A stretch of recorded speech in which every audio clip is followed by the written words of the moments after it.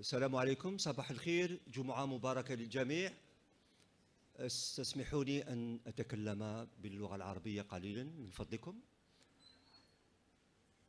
أولا أريد أن باسمي وباسم الجمعية أن أرحب بجميع ضيوفنا. أريد كذلك أن أرحب بأساتذتنا الكرام الذين أبوا إلى أن يقاسمون اليوم أعمالهم. الشكر لهم. كما أريد أن أشكر منظمي هذا اليوم العلمي وأعبر لهم عن جزاء شكري وجزاء امتناني لهم بما يقدموه كل سنة لكي يكون التكوين العلمي المتواصل دائما موجودا في ولاية شلف. Permettez-moi, avant de commencer, de vous remercier tous les présents aujourd'hui. Monsieur le Président, Professeur Latafi, chers maîtres, chers profs, chers collègues, chers confrères et chers consoeurs, bonjour. Permettez-moi aujourd'hui de vous remercier d'abord, en premier lieu, de votre chaleureux accueil. Vous nous faites à chaque fois, lors de notre arrivée à cette noble wilaya, vous nous faites gratifier de toute votre chaleur. Vous nous faites sentir énormément de bonheur.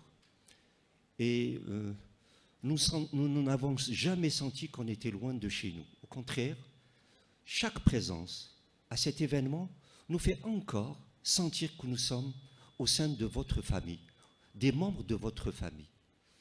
C'est franchement tout à votre honneur. Je ne saurais vous remercier.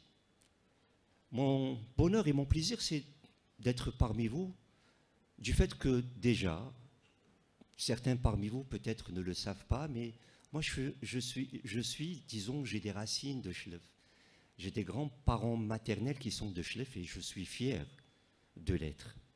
Et à chaque fois ma présence ici me permet de rendre hommage à mes grands-parents et de leur dédier à chaque fois le travail que je présente devant vous. Merci.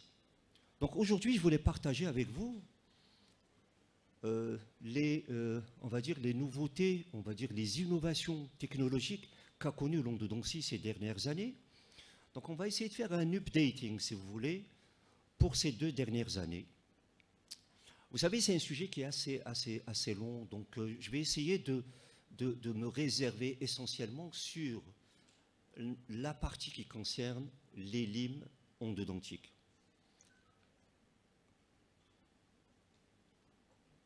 Comme vous le savez, l'endodontie, elle est basée sur 3 piliers fondamentaux. Nous avons la mise en forme, où nous avons l'action des instruments endo, qu'ils soient manuels ou mécanisés, donc des instrument shape. Et donc cette action a, on va dire in fine, a un objectif de nous permettre d'obtenir une conicité de notre préparation.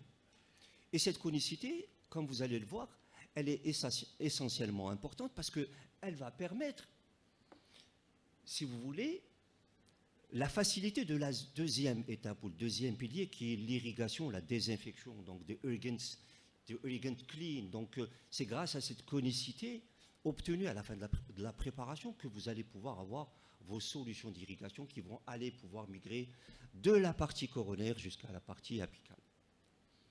Et le dernier pilier, l'une des bases fondamentales, c'est l'obturation endodontique. Donc cette obturation endo, elle va venir maintenir les résultats que nous avions obtenus lors de la mise en forme et lors de l'irrigation. Et cette obturation endo, elle associe et une obturation endocanalaire et une restauration coronaire qui vont permettre, on va dire, qui sont les atouts essentiels pour obtenir la cicatrisation apicale et la régénération osseuse. Alors, donc, comme je viens de le dire, on va s'arrêter sur le volet limes endodontiques. Alors, ces limes endodontiques, qu'on appelle les nickel-titane, qui sont arrivés sur le marché dentaire vers les années 90, début des années 2000, ces limes sont venus se substituer aux limes manuelles en acier, avec une autre, bien sûr, avec une autre dynamique également. Et donc, ces limes, depuis cette période jusqu'à aujourd'hui, ont connu d'énormes avancées technologiques, d'énormes innovations sont venues se placer sur ces limes. Et donc, ceci a été grâce à la recherche en médecine dentaire. Ceci a pu avoir lieu aussi grâce aux endodontistes. Ceci a pu être obtenu aussi grâce aux grands laboratoires. Mais également, l'un des piliers de ces innovations, ce sont les métallurgistes. Aujourd'hui, les métallurgistes ont grandement contribué à la compréhension de cet alliage qui est le nickel-titane. Ces métallurgistes nous ont énormément aidés à comprendre la structure cristalline de cet alliage. Et cet alliage se compose d'une structure cristalline qu'on appelle la martensite, ou alors l'austinite, et une phase intermédiaire qu'on appelle la R-phase. Et donc, ces innovations technologiques depuis les années 2000 jusqu'à aujourd'hui ont permis sensiblement de faciliter l'acte endodontique. Mais encore mieux, aujourd'hui, le pourcentage de succès des traitements endo a nettement augmenté. Et les thérapeutiques endodontiques sont devenues facilement reproductibles. Alors, que recherchons-nous de ces limes en nickel-titane? Très certainement, vous devez vous poser la question. Vous allez me dire, docteur, mais moi, pourquoi vais-je utiliser ces limes endodontiques mécanisés? Quel est le cahier de charge auquel doivent répondre ces limes? Moi, j'ai tellement eu d'appréhension par rapport à ça. Est-ce qu'aujourd'hui, vous pouvez nous donner des instruments qui nous apportent de la sécurité dans nos actes endodontiques? On a tous eu des appréhensions par rapport à ces limes endodontiques. Donc, ces limes endodontiques, aujourd'hui, répondent à certains critères. Donc, le premier critère, c'est, aujourd'hui, nous avons des limes endodontiques qui présentent des conicité majorées. Donc, on est passé des limes manuelles en acier à des conicités réduites de 2%, à des conicités importantes de 4, de 6, de 8 et 10%. Quel est l'intérêt de ces conicités majorées, en fait? Alors, ces conicités majorées permettent, in fine, d'obtenir une préparation, une conicité de la préparation assez intéressante, qui permet le passage de ces solutions d'irrigation, permettent de créer un mouvement hydrodynamique de cette solution d'irrigation, permettent également de passer à côté des espaces difficilement accessibles, difficilement instrumentables, et puis, en finalité, ça va nous permettre d'aller réaliser un compactage de la gutta-perca. Donc, on n'est plus au stade de l'utilisation du long tube. La flexibilité aussi. Alors, la flexibilité de ces limes aujourd'hui est obtenue grâce à la souplesse de cet alliage. Et cette flexibilité, elle revêt un caractère important pour ces limes, parce qu'elle permet aujourd'hui de passer dans les structures canalaires les plus sévères. Ça permet d'aller aborder les complexités anatomiques les plus sévères. Et donc aujourd'hui, nous avons la possibilité, grâce à ce critère, de pouvoir aller aborder déjà nos traitements endo en toute tranquillité et sans beaucoup de stress. Le troisième élément, c'est la résistance à la fatigue cyclique. Alors, l'appréhension que nous avons, c'est d'avoir peur de la fracture de ces instruments. Aujourd'hui, la recherche en médecine dentaire nous permet, ou a permis aux omnipraticiens, ou à l'ensemble des praticiens, d'avoir sur le plateau technique des limes qui présente une résistance à la fatigue cyclique, à l'usure, à la fracture, si vous voulez, qui est assez intéressante. Et puis, efficacité de coupe. Alors ça, c'est un élément extrêmement important auquel doit répondre la lime de mise en forme. Parce qu'en fait, quand vous engagez votre lime de mise en forme à l'intérieur du canal, elle doit avoir cette efficacité de coupe. Et couper quoi, en fait? Ben, vous coupez de la dentine intracanalaire. Et qu'est-ce que vous avez à l'intérieur? Au sein de cette dentine intracanalaire, vous avez de la boue dentinaire. Et cette boue dentinaire contient très, très fréquemment des germes planctoniques, des germes du biofilm, qui sont les germes les plus, si vous voulez, les plus appréhendés. Et ce sont des germes qui sont difficilement neutralisables. Donc, on doit impérativement avoir sous la main des instruments mécanisés qui présentent une bonne efficacité de coupe. Et, en dernier lieu, aujourd'hui, nous avons, sur nos plateaux techniques, des limes mécanisés avec des pointes passives, contrairement aux limes manuelles en acier, qui avaient des pointes actives, où la lime manuelle, avec la dynamique que vous connaissez, donc la lime travaillait avec des mouvements de va-et-vient avec un quart de tour à droite et un quart de tour à gauche. Donc, c'était la pointe de l'instrument qui coupait et elle progressait grâce à ces spires. Et là, on n'était pas à l'abri, d'incidents tels que déviation de la trajectoire, perforation du foramen, etc., etc. Donc aujourd'hui, nous avons des instruments mécanisés avec des pointes non travaillantes qui respectent la trajectoire canalaire, qui ne créent en aucun cas une déviation de cette trajectoire, qui nous mettent à l'abri de perforation, qui nous mettent à l'abri d'obstacles, d'obstructions. Et encore mieux, grâce à l'action de ces instruments, donc action de rotation, avec cette pointe qui est non travaillante, donc l'instrument va avancer par le biais de sa pointe, mais par contre, il va couper par le biais de ses spires. Et l'intérêt dans cette situation, c'est que ce que vous allez découper au niveau des parois va revenir beaucoup plus en direction cervicale ou alors sur les spires de la lime que de se projeter en direction apicale. Donc, en fin de compte, vous allez avoir moins de douleurs post-opératoires type desmodontite iatrogène.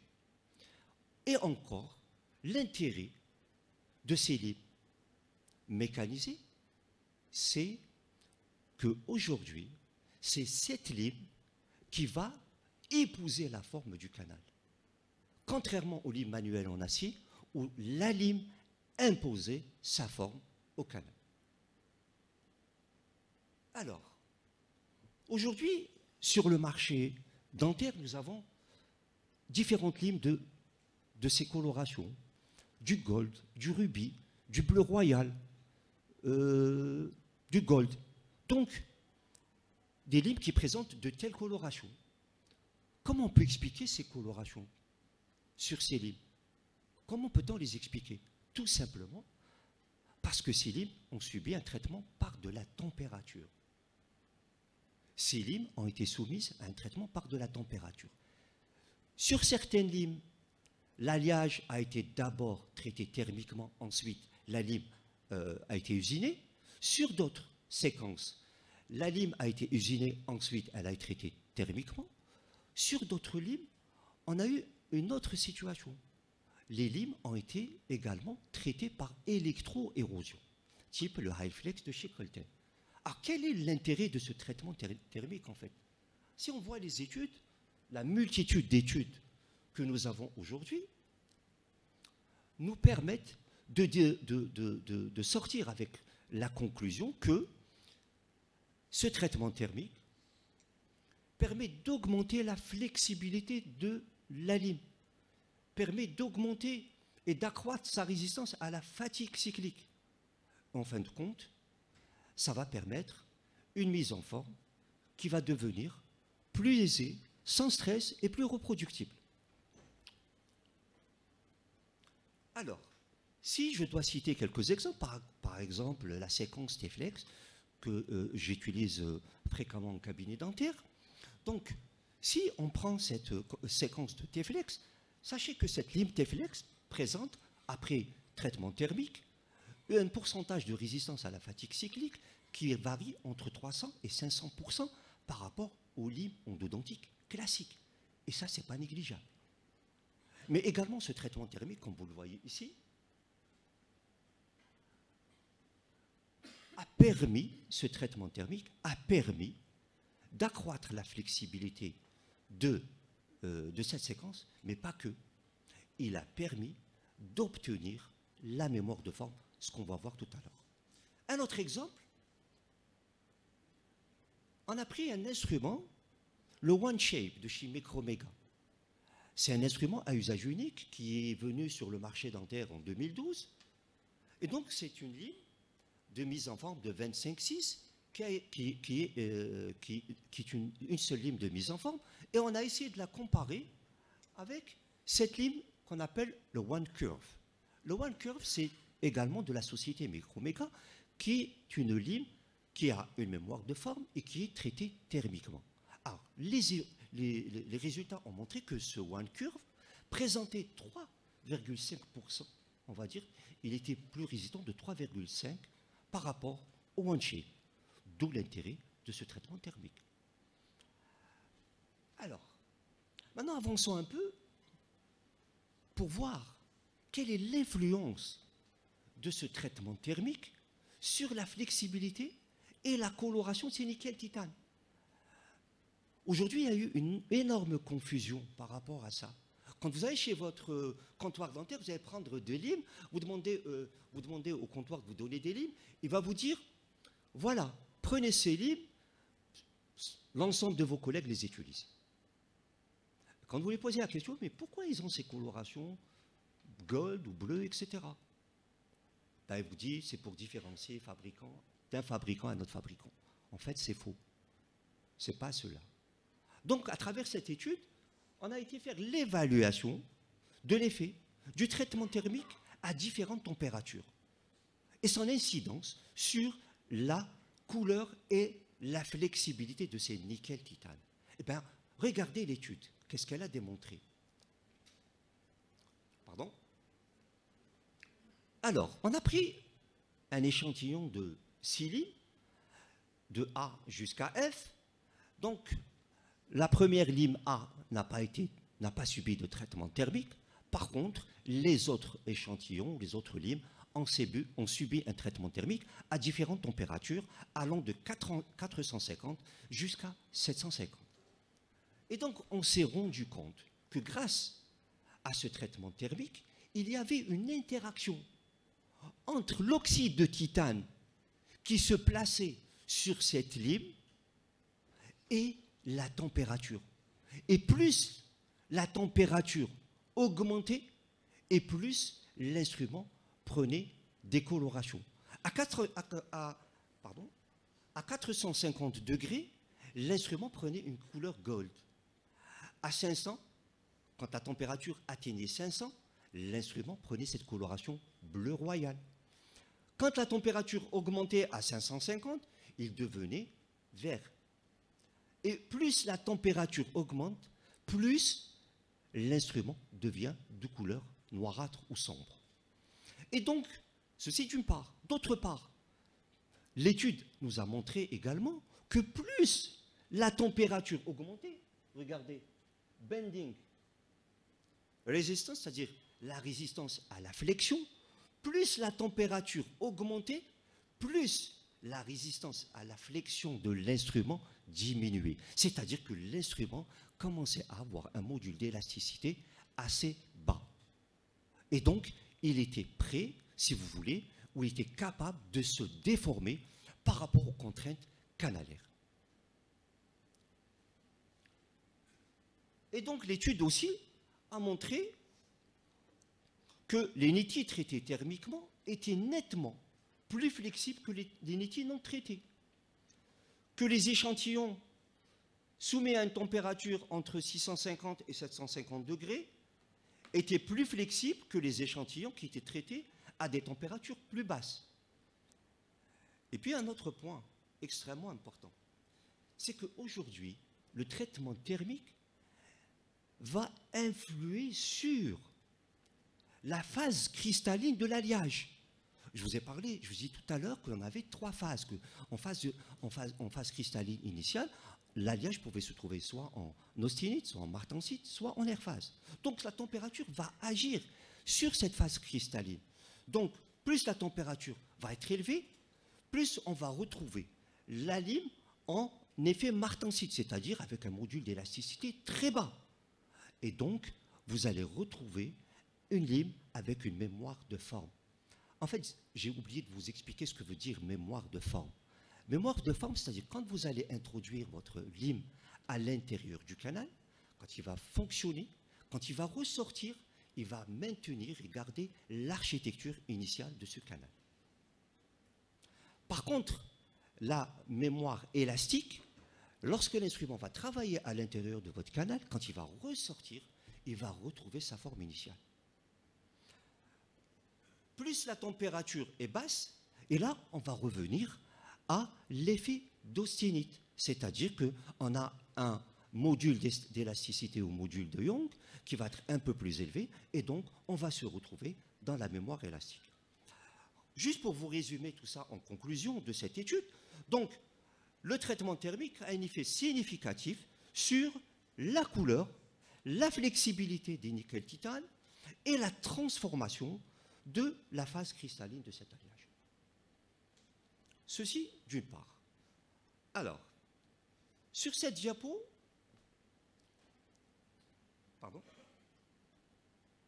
je vais vous surprendre en vous disant que lorsque vous réaliserez votre traitement Hondo, que vous utilisez soit des instruments mécanisés, soit des instruments en acier, vous ne toucherez que 60% de votre surface canalaire accessible. Je parle des surfaces canalaires accessibles. Et vous laisserez environ 35 à 40% de ces surfaces non touchées par l'action de l'instrumentation. Vous allez me demander, mais qu'est-ce qui ne va pas? Qu'est-ce qui s'est passé? Enfin, comment ça peut se passer? Tout simplement. Parce que lorsqu'on réalise nos traitements Hondo, en utilisant soit des instruments manuels ou des instruments mécanisés, on va avoir un petit problème d'architecture. On a affaire à des instruments avec des pointes, des instruments qui soient mécanisés ou manuels, avec des pointes arrondies, qui vont aller travailler dans des architectures canalaires atypiques. On peut avoir des architectures internes ovalaires, des architectures internes arrondies, etc. Et donc, à l'action de ces instruments, certaines surfaces seront touchées et d'autres surfaces ne seront pas touchées par l'action de l'instrumentation. Donc, regardez sur cette diapo, ça c'est la dent sur cette molaire qui n'a pas été mise en forme. Ensuite, regardez au milieu cet instrument quand il va fonctionner à l'intérieur du canal. Remarquez que cet instrument, vous allez le voir en contact de certaines zones du canal et il ne touche pas d'autres zones. Vous le remarquerez aussi sur cette diapo également, lorsque la mise en forme a été réalisée, les traces rougeâtres ou ces colorations rouges que vous avez, ce sont les zones qui ont été touchées par l'action de l'instrumentation. Par contre, les zones vertes, ce sont les zones qui n'ont pas été touchées par l'action de ces instruments. Alors la question qui se pose, que vont devenir ces zones qui n'ont pas été touchées par l'action de ces instruments? Et que contiennent ces zones? Peuvent-elles influer sur le résultat du traitement Hondo? Peuvent-elles éventuellement nous hypothéquer nos traitements Hondo? Eh bien, la réponse, on va la voir sur cette étude de José Frank Siqueira, qui est un Hondo brésilien. Donc, sur cette publication, il nous dit que vont devenir les murs canalaires qui n'ont pas été touchés par l'action d'instrumentation. Là, vous le verrez sur cette diapo, regardez ici, après mise en forme, on a une zone qui n'a pas été touchée par l'action d'instrumentation. Donc, qu'est-ce qu'il a été faire, Siqueira et son équipe? Ils ont été prendre une racine distale d'une molaire mandibulaire, ils l'ont mise en forme, ensuite ils ont fait une coupe histologique et ils ont fait passer ça au microscope et regardez, donc, mise en forme de cette racine distale. Les parties rouges que vous voyez ici, ce sont les parties qui ont été touchées par l'action de l'instrumentation. Par contre, les parties vertes que vous voyez ici, ce sont les zones qui n'ont pas été touchées par l'action de l'instrumentation. Donc, Sekira et son équipe ont été faire une coupe au niveau de la partie terminale et ils ont soumis cette coupe à un examen histologique et microscopique. Or, ils ont déterminé, en fait, deux zones sur cette première diapo, deux zones, la zone U et la zone T. La zone U, vous la voyez, elle est grumeuse. Ce sont les zones qui n'ont pas été touchées par l'action de l'instrumentation. Par contre, la zone T, qui est une zone que vous voyez lisse, c'est une zone qui a été, si vous voulez, mise en forme. Ensuite, qu'est-ce qu'ils ont été faire? Ils ont été prendre une coupe de cette zone grumeuse, de cette zone qui n'a pas été touchée par l'action d'instrumentation, pour voir ce qu'elle contenait. Et donc, qu'est-ce qu'ils ont fait? Également, examen histologique et microscopique. Donc, ils ont démontré que cette zone qui n'était pas touchée par l'action de l'instrumentation renfermait de la boue dentinaire, renfermait des gerbes du biofilm. Et donc, la laisser in situ hypothéquer les résultats du traitement endo, hypothéquer le pourcentage du succès du traitement endo. Ma foi, la question qui se pose maintenant, mais comment allons-nous y remédier? On ne peut pas laisser ces zones non touchées. Et donc, comment y remédier?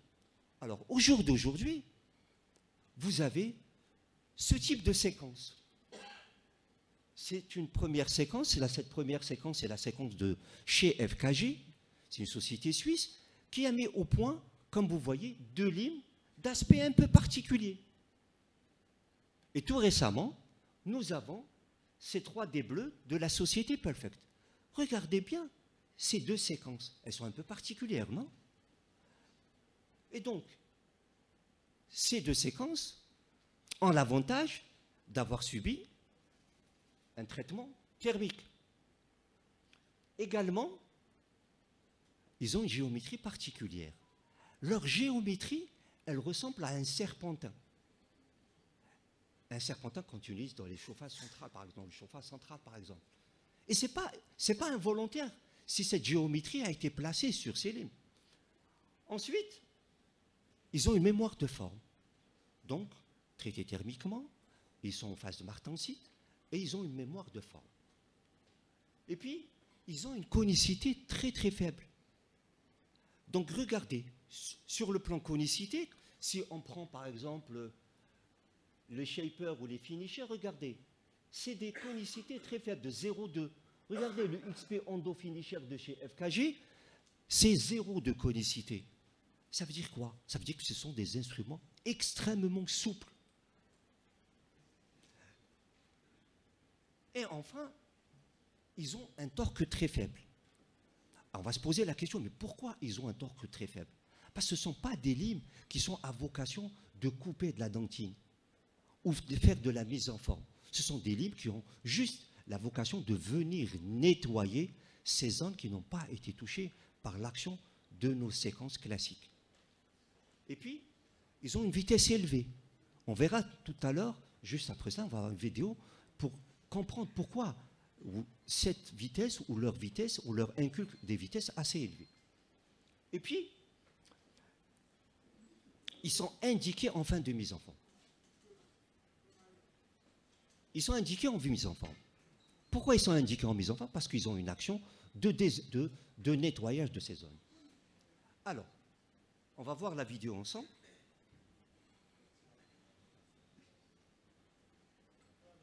Alors, regardez un peu ces instruments qui sont en phase martensique, qui sont en mémoire de forme. Regardez la forme qu'ils prennent. Ils prennent une forme en serpentin. Donc, quand ils vont rentrer à l'intérieur du canal, ben, ça va changer. Ils vont être moins flexibles. Ils vont prendre la forme d'une brosse. Donc, ils passent d'une phase cristalline de martensite à une phase cristalline d'austinite, c'est-à-dire moins flexible. Et en tournant à l'intérieur du canal, ils vont brosser et nettoyer toutes ces zones qui n'ont pas été touchées par l'action de l'instrumentation. Alors c'est grâce à cette vitesse élevée qu'ils vont prendre, si vous voulez, l'aspect de cette brosse.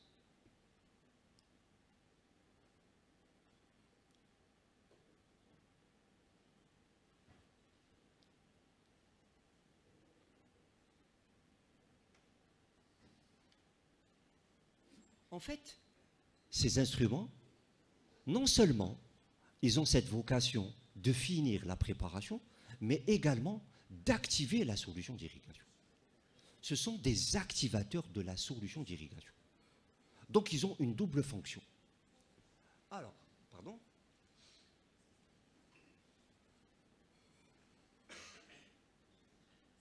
Et donc, regardez, grâce à ces instruments, on passe d'une structure ou d'une racine où on a eu des situations où certaines zones n'ont pas été touchées à des situations où ces instruments ont pu finir toutes les zones qui n'ont pas été touchées par l'action de l'instrumentation.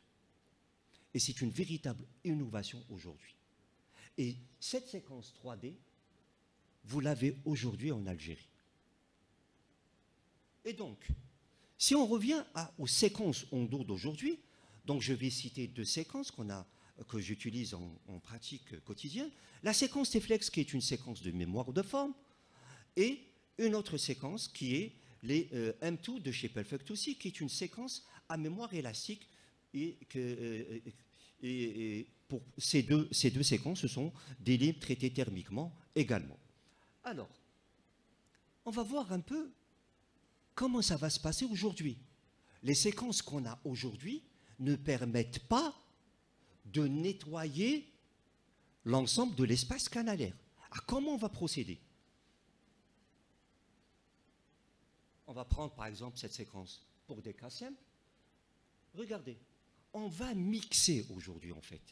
On va créer mixing files, c'est-à-dire qu'on va utiliser une séquence classique à laquelle on va rajouter à la fin des instruments qui ont cette vocation de nettoyer les espaces canalaires non touchés par l'action de l'instrumentation. C'est-à-dire, si vous terminez avec une lime 25,6, vous allez prendre un finisher de 25,2.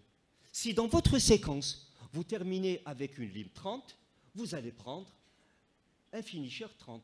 Dans le cas où vous avez, par exemple, des dents avec un métabolisme microbien important et que vous voyez que vous n'avez pas assez bien nettoyé, donc vous allez pouvoir aller également continuer à mettre en forme avec ce shaper de 30,04 et finir avec ce finisher de 30,02. La même chose. Donc, pour l'autre situation, on la réserve pour les cas simples. Par contre, pour cette séquence T-Flex, où les instruments ont une mémoire de forme, où cette séquence a une mémoire de forme, des instruments hyper flexibles, on va également mixer avec ces finishers et ces shapers. Et on va consacrer cette séquence pour les situations architecturales difficiles et complexes. Quelques situations cliniques que je voulais vous montrer. Par exemple, sur cette 6 du bas, sur cette 37, le patient est venu, comme vous le voyez ici, avec un pulpothèque. Donc, devant cette situation simple, on a utilisé les monotones, on a associé le finisher 25,02 pour obtenir ce résultat. Encore une situation clinique pour faire vite. Ça, c'est un enfant qui a à peu près 11-12 ans, qui est venu à la consultation aussi, qui est venu nous voir pour un problème de mortification. Donc, un cas classique, cas simple, les racines sont bien droites. Donc, on a utilisé cette séquence, on va dire, de M2, à laquelle on a associé également. Là, la même chose pour cette situation clinique.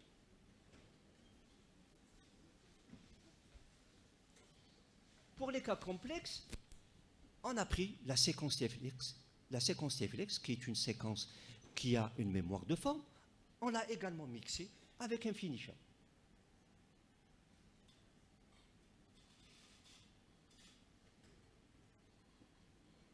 La même chose pour cette situation clinique.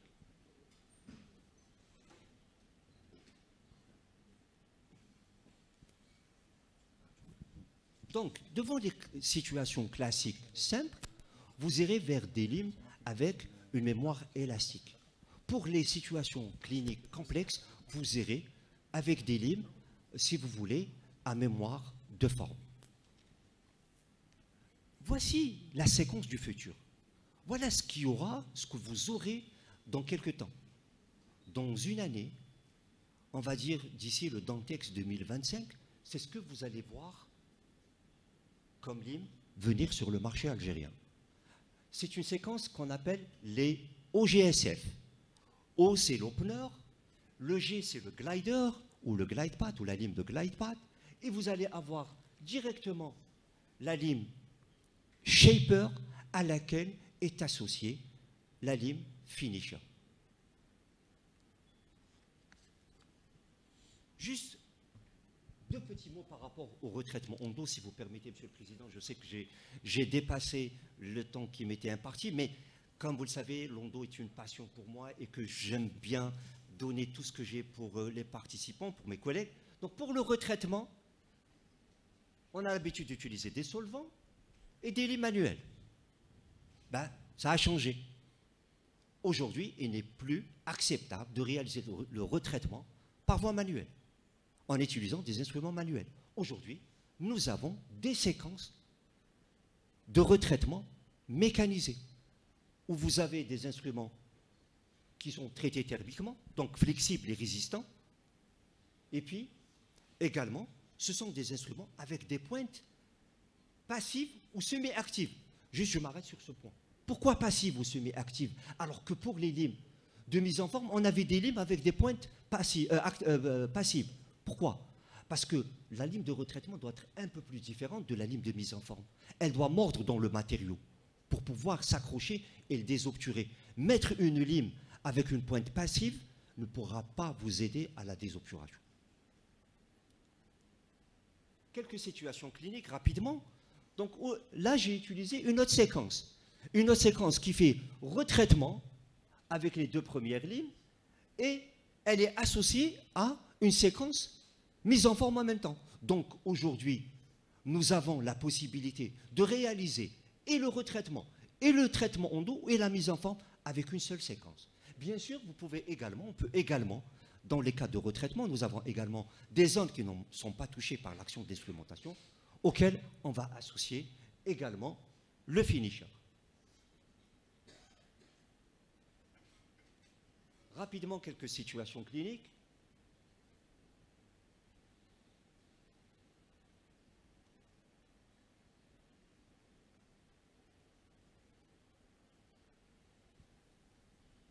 Alors, juste pour terminer, tous ces instruments, vous devez les faire fonctionner sur des moteurs. Et aujourd'hui, vous avez toute une panoplie de moteurs.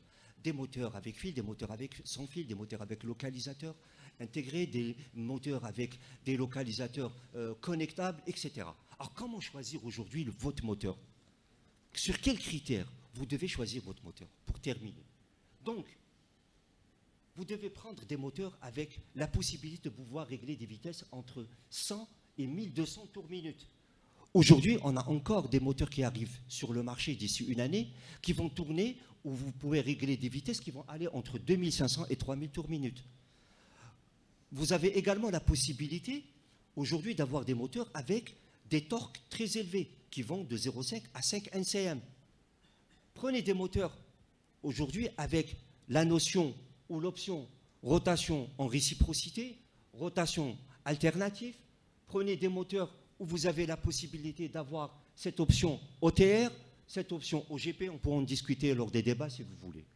Donc voici à peu près ce que je voulais vous dire à travers cette intervention. En conclusion, l'INITI, depuis leur apparition, grâce à la recherche scientifique, la contribution des facultés de médecine, les ondos, les métallurgistes, la compréhension de l'alliage, ont permis une avancée considérable de l'endodontie clinique. Ces innovations technologiques sont venues se placer sur le plateau technique du praticien et de fait rendre reproductible l'acte ondo et augmenter le pourcentage du succès de ce dernier. D'autres progrès considérables sont recensés en matière de désinfection du système canalaire, de solutions d'irrigation, de son optimisation et activation, les techniques et matériaux d'obturation qui viennent aujourd'hui pérenniser les résultats de votre traitement endodontique. Je vous remercie, je m'excuse d'avoir tardé, je suis franchement désolé. Toutes mes excuses, Monsieur le Président.